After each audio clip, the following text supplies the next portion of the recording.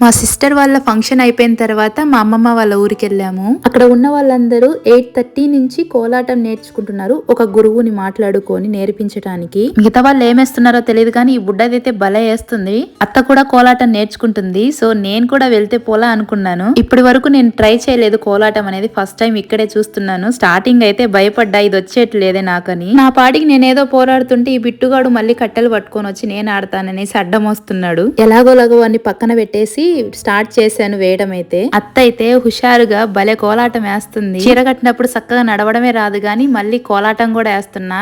చీరాని కోలాటం కొంచెం వేయటము, మధ్యలో చీరను లాక్కోవటం, ఇదే పని అయిపోయింది నాకైతే. బిట్టు కూడా కట్టెలు తీసుకొని కోలాటం వేయడానికి ట్రై చేస్తున్నాడు వెనకాల. స్లో స్టెప్ వచ్చినప్పుడల్లా వేస్తాను, ఫాస్ట్ బీట్ వచ్చినప్పుడు సైలెంట్ అయిపోతాను నేనైతే. ఆ రోజు ఆల్మోస్ట్ 10:30 వరకు ఇలాగే కోలాటం వేసాను. కోలాటం బాగా వేసాను కదా, నచ్చితే లైక్ చేయండి, మన ఛానల్ ని సబ్స్క్రైబ్ చేయండి.